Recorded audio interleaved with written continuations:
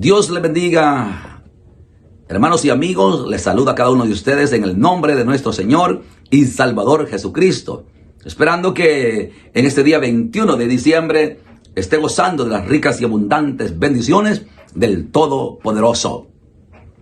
Le saluda a su hermano y amigo el pastor José Hernández, esperando que en este día, a través de este ministerio Amaneciendo con Jesús, traer la ilustración o traer la reflexión de la palabra del Señor, ya que lo tendré o lo tomaré basado en el libro de Proverbios, libro de instrucciones, de enseñanza, de dichos.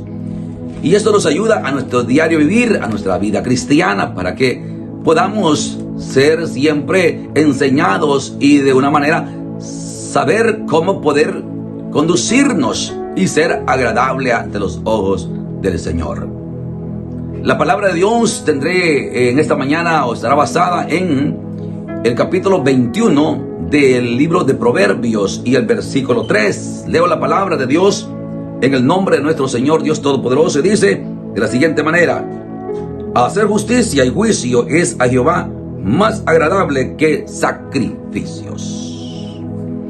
Esta palabra encierra grandes verdades que nos ayudan a nuestro diario vivir, a cómo nosotros poder ser agradable ante los ojos de Dios, y no solamente vivir una vida religiosa, una vida que fue confrontada por Dios a través de los profetas hacia su pueblo Israel, aquel pueblo que había sido llamado para ser luminares o para ser luz a los pueblos, enseñar de qué forma Dios se manifestaba al hombre, ya que a través de Israel Dios se iba a dar a conocer a los pueblos, de manera que Dios había dado ya la enseñanza, ya el mandato bíblico, la ley que Dios había mandado al pueblo de Israel, de cómo ellos debían de conducirse, cómo ellos debían de tratar a los necesitados, mayormente a los pobres, a los desamparados, a las viudas,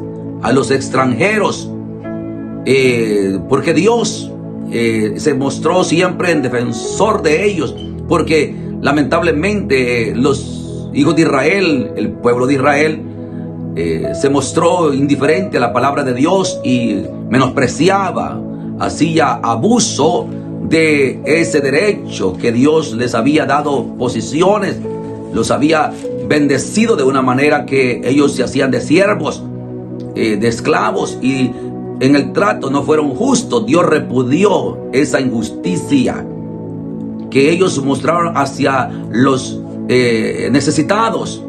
Siempre hacían uso de su poder, de sus riquezas, para menospreciar o para de esa manera tener de menos a los demás.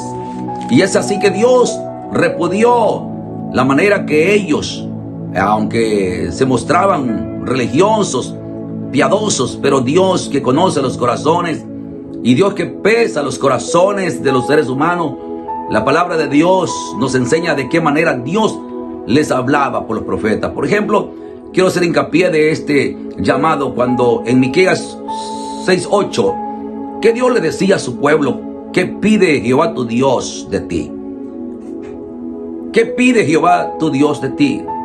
Dice que hagas misericordia, que hagas justicia, amor y verdad.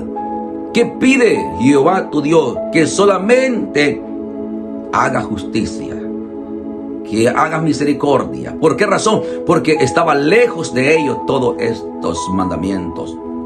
Y ellos, aunque eran personas que seguían al pie de la letra las tradiciones o más bien dicho los pasos que ellos debían de seguir para llegar al templo presentando ofrendas, y aún en ayunos, en sus oraciones, ellos pensaban que por las palabrerías o porque ser puntual a aquel mandato que Dios había mandado, ellos iban a abusar, iban a hacer uso de ese derecho y ver de menos a los demás. Y es aquí donde la palabra de Dios dice, el proverbio que leemos, que dice el 3: hacer justicia y juicio es a Jehová más agradable que sacrificio.